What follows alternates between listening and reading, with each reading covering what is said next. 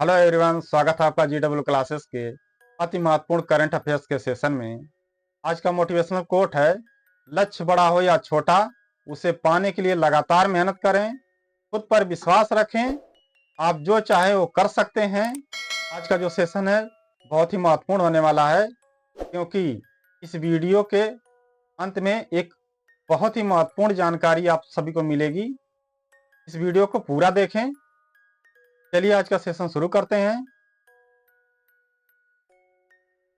आज का पहला प्रश्न है, किस देश ने राष्ट्रीय सुरक्षा बढ़ाने के लिए अपना पहला एआई डेटा बैंक लॉन्च किया है?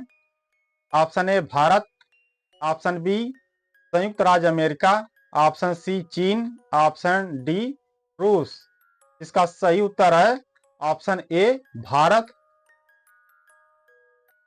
भारत ने अपना पहला एआई डेटा बैंक लॉन्च करके राष्ट्रीय सुरक्षा के लिए आर्टिफिशियल इंटेलिजेंस का लाभ उठाने की दिशा में एक महत्वपूर्ण कदम उठाया है।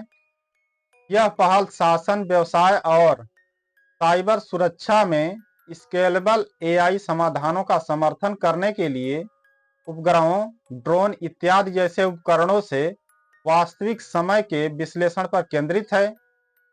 यह कदम नवाचार, आपदा प्रबंधन और आर्थिक विकास के लिए एआई का उपयोग करने के भारत के व्यापक दृष्टिकोण के अनुरूप है, जिसमें एआई का उपयोग और पारदर्शिता पर जोर दिया गया है। यह विकास राष्ट्रीय सुरक्षा को बढ़ाने और आर्थिक विकास को बढ़ावा देने के लिए अत्याधुनिक तकनीक का उपयोग करने के भारत के प्रयासों को दर्शाता है। अगला प्रश्न, समुद्री मत्स्य पालन जनगणना किस वर्ष आयोजित की जानी है? Option A 2024, option B 2025, option C 2026 और ऑप्शन डी 2027। इसका सही उत्तर है ऑप्शन बी 2025। विश्व मत्स्य दिवस पर घोषित समुद्री मत्स्य पालन जनगणना 2025 में आयोजित की जाएगी। इस डिजिटल पहल का लक्ष्य 45 दिनों के भीतर भारत के समुद्र तट पर 1.2 मिलियन घरों का सर्वेक्षण करना है।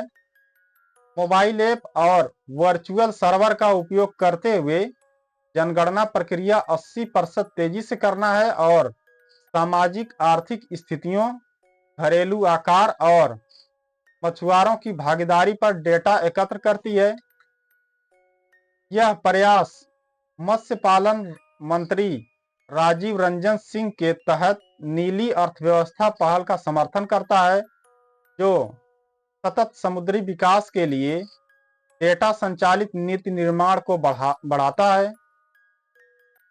अगला प्रश्न, भारत के महापाषाणकालीन चट्टान कट पद चिन्ह कहाँ पाए गए हैं? Option A Tamil Nadu, option B Karnataka, option C Kerala, option D Andhra Pradesh. का सही उत्तर है ऑप्शन सी केरल। केरल के कासरगोड में कनिरापोइल के क्षेत्र में महत्वपूर्ण पुरातात्विक खोजें हुई हैं, जिनमें 24 जोड़ी प्रागैतिहासिक काल पदचिन्ह और चट्टान पर उकेरी गई एक मानव आकृति शामिल है, जो मेगालिथिक काल की है। ये चट्टान पर उकेरे गए पदचिन्ह, जो संभवतः मृतकों की आत्माओं का प्रतिनिधित्व करते हैं, लोहे के औजारों का उपयोग करके प्राचीन सभ्यताओं की परिष्कृत शिल्पकला को प्रदर्शित करते हैं। उडुपी वायनाड की एडक्कल गुफाओं और अन्य उत्तरी केरल स्थलों में इसी तरह की खोजें क्षेत्र की साझा सांस्कृतिक विरासत को उजागर करती हैं, जो भारत के पुरातात्विक परिदृश्य में केरल के महत्व को रेखांकित करती हैं और प्रागैतिहासिक समुदायों के जीवन में मूल्यवान अंतर्दृष्टि प्रदान करती हैं। अगला प्रश्न, विश्व बैंक की jobs at your doorstep report में कितने राज्यों पर ध्यान केंद्रित किया गया है? Option A 6, option B 8, option C 10 और ऑप्शन डी 12। इसका सही उत्तर है ऑप्शन ए 6 राज्यों। विश्व बैंक की jobs at your doorstep report 6 राज्यों पर केंद्रित है, जो पूरे देश के लिए एक व्यापक रूपरेखा का प्रस्ताव करती है। शिक्षा मंत्री धर्मेंद्र प्रधान और श्रम मंत्री मनसुख मंडाविया द्वारा प्रस्तुत की गई इस रिपोर्ट में कौशल विकास, नौकरियों को पुनर्परिभाषित करने और रोजगार में प्रौद्योगिकी संचालित बदलावों को प्राथमिकता दी गई है। मुख्य सिफारिशों में अनौपचारिक और क्षेत्र विशिष्ट शिक्षा को पाठ्यक्रम में एकीकृत करना और यह सुनिश्चित करना शामिल है कि छात्र उभरते नौकरी बाजारों के लिए प्रासंगिक कौशल हासिल करें। इस पहल का उद्देश्य भारत के रोजगार परिदृश्य को बढ़ाना है, जिससे शिक्षा उद्योग की आवश्यकताओं और क्षेत्रीय जरूरतों के साथ अधिक समायोजित हो सके। अगला प्रश्न, प्रधानमंत्री मोदी को अल्पसंख्यक उत्थान के लिए doctor Martin Luther King junior वैश्विक शांति पुरस्कार कहाँ प्राप्त हुआ? Option A New York, option B Washington, option C Los Angeles, option D Chicago. इसका सही उत्तर है ऑप्शन बी वाशिंगटन। प्रधानमंत्री नरेंद्र मोदी को अमेरिका के वाशिंगटन में अल्पसंख्यक उत्थान के लिए प्रतिष्ठित doctor Martin Luther King junior global peace award से सम्मानित किया गया। इस पुरस्कार से अल्पसंख्यक समुदायों के लिए समावेशी विकास और कल्याण को बढ़ावा देने में उनके प्रयासों को मान्यता मिली। यह सम्मान association of Indian American minorities के लॉन्च इवेंट के दौरान दिया गया, जो भारतीय अमेरिकी प्रवासियों के भीतर एकता को बढ़ावा देने और अल्पसंख्यक समुदायों के उत्थान के उद्देश्य को दर्शाता है। यह पुरस्कार अल्पसंख्यक कल्याण और समावेशी विकास के लिए मोदी की प्रतिबद्धता को दर्शाता है, खासकर उनकी सबका साथ सबका विकास पहल के माध्यम से। अगला प्रश्न, किस भारतीय संस्थान ने नैनोपोर अनुसंधान के लिए एक नवीन भाषा स्ट्रांग विकसित की है? Option A AIIMS, option B IT, option C IIT, option C IISc. का सही उत्तर है ऑप्शन डी आईआईएससी। भारतीय विज्ञान संस्थान आईआईएससी ने नैनोपोर अनुसंधान में एक महत्वपूर्ण सफलता हासिल की है, जिसके लिए स्ट्रांग का विस्तार रूप है string representation of Nanopore geometry को पेश किया गया है। यह एक नई भाषा है जो नैनोपोर आकृतियों को वर्ण अनुक्रमों के रूप में एनकोड करती है। यह अभिनव उपकरण मशीन लर्निंग मॉडल को नैनोपोर गुणों की सटीक भविष्यवाणी करने में सक्षम बनाता है, जिससे गैस पृथक्करण जैसे उन्नत अनुप्रयोगों का मार्ग प्रशस्त होता है। परमाणु विन्यासों को अलग अलग अक्षर निर्दिष्ट करके स्ट्रांग नैनोपोर ज्यामिति की विस्तृत समझ प्रदान करता है, जिससे गुणों की बेहतर भविष्यवाणी और कुशल डेटा विश्लेषण की सुविधा मिलती है। तंत्रिका नेटवर्क के साथ स्ट्रांग का एकीकरण गुणों की भविष्यवाणियों की सटीकता को बढ़ाता है, जो सामग्री विज्ञान और कंप्यूटेशनल अनुसंधान में एक बड़ी छलांग का प्रतिनिधित्व करता है। अगला प्रश्न, किस शहर में अत्याधुनिक सीबीजी संयंत्र के साथ भारत की पहली आत्मनिर्भर गौशाला का उद्घाटन किया गया? Option A Gwalior, option B Bhopal, option C Indore, option D Ujjain. का सही उत्तर है ऑप्शन ए ग्वालियर। भारत की पहली आत्मनिर्भर गौशाला, जो अत्याधुनिक संपीड्य जैव गैस सीबीजी संयंत्र से सुसज्जित है, का उद्घाटन ग्वालियर मध्य प्रदेश में किया गया। आदर्श गौशाला नामक यह सुविधा सतत विकास और हरित ऊर्जा समाधानों को बढ़ावा देने में एक महत्वपूर्ण पहल है। यह मवेशियों के गोबर और जैविक कचरे को संसाधित करके बायोगैस और जैविक खाद उत्पन्न करती है, जो अपशिष्ट से धन के दृष्टिकोण को प्रदर्शित करती है। यह परियोजना ग्वालियर नगर निगम और भारतीय तेल निगम के बीच एक सहयोग है, जो पर्यावरणीय स्थिरता और क्षेत्र में जैविक खेती के विकास में योगदान दे रही है। अगला प्रश्न, आरबीआई द्वारा हाल ही में की गई वृद्धि के बाद यूपीआई 123 पे की नई लेन देन सीमा क्या है? ऑप्शन ए 13,000 रुपए, ऑप्शन बी 15,000 रुपए, ऑप्शन सी 20,000 रुपए और ऑप्शन डी 10,000 रुपए, जिसका सही उत्तर है ऑप्शन डी 10,000 रुपए। भारतीय रिजर्व बैंक ने यूपीआई 123 पे के लेन देन की सीमा 5,000 रुपए से बढ़ाकर 10,000 रुपए कर दी है, जिससे इंटरनेट एक्सेस के बिना फीचर फोन उपयोगकर्ता उच्च मूल्य वाले डिजिटल भुगतान कर सकेंगे। यह सेवा आईवीआर, मिक्स्ड कॉल और साउंड टेक्नोलॉजी जैसे तरीकों के माध्यम से संचालित होती है, जिससे सुरक्षित और निर्बाध लेन देन सुनिश्चित होता है। इसके अतिरिक्त प्रमाणीकरण और लेन देन उद्देश्य कोड के लिए आधार, ओटीपी जैसे नई सुविधाएं सुरक्षा और ट्रैकिंग को बढ़ाती हैं। यह विकास वित्तीय समावेशन को काफी हद तक व्यापक बनाता है। अगला प्रश्न, 23 दिसंबर 2024 से बीएससी सेंसेक्स सूचकांक में जेएसडब्ल्यू स्टील की जगह कौन सी कंपनी लेगी? Option A Paytm, option B Nykaa, option C Zomato, option D PolicyBazaar India. का सही उत्तर है ऑप्शन सी जोमेटो।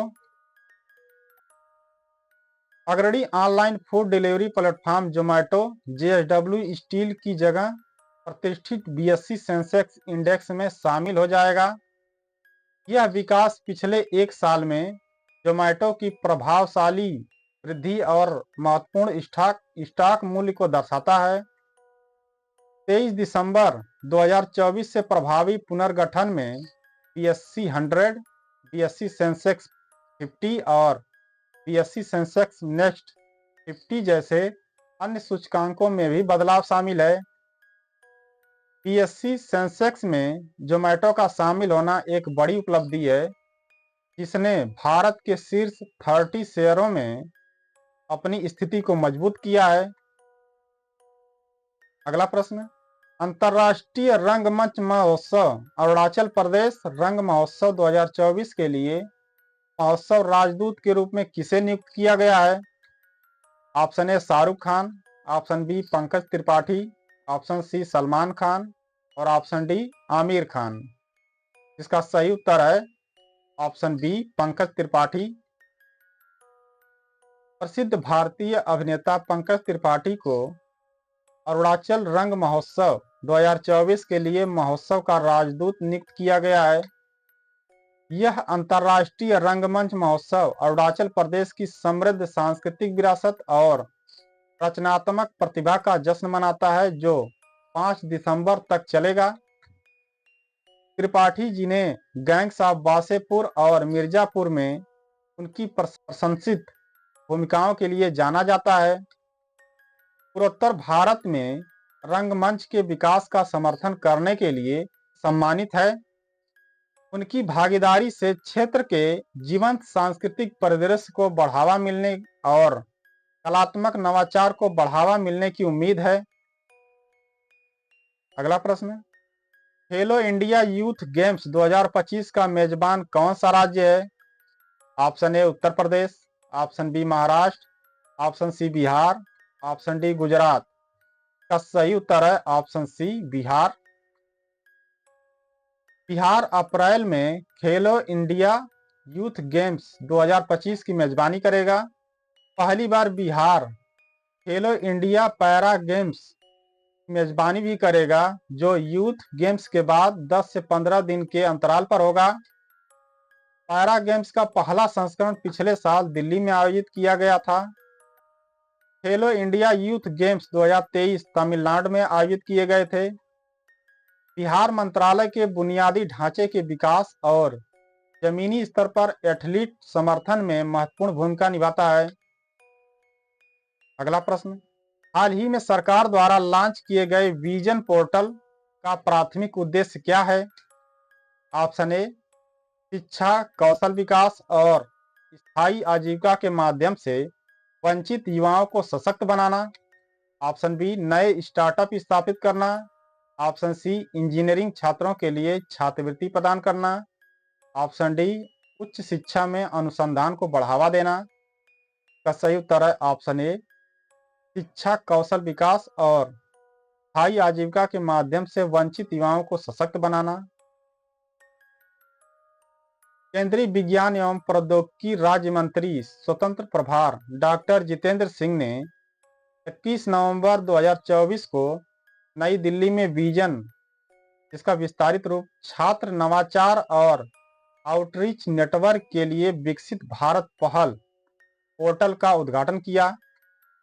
इस पोर्टल का उद्देश्य शिक्षा, कौशल विकास और स्थायी आजीविका के माध्यम से वंचित युवाओं को सशक्त बनाना है। भारत में तीसरा सबसे बड़ा स्टार्टअप इकोसिस्टम है, जो 2014 में 350 स्टार्टअप से बढ़कर 2024 में 1.67 लाख हो गया है। 2016 में शुरू किया गया स्टार्टअप इंडिया कार्यक्रम नवाचार को बढ़ावा देता है और स्टार्टअप को समर्थन देता है, खासकर एससी, एसटी और महिलाओं जैसे वंचित समूहों के लिए।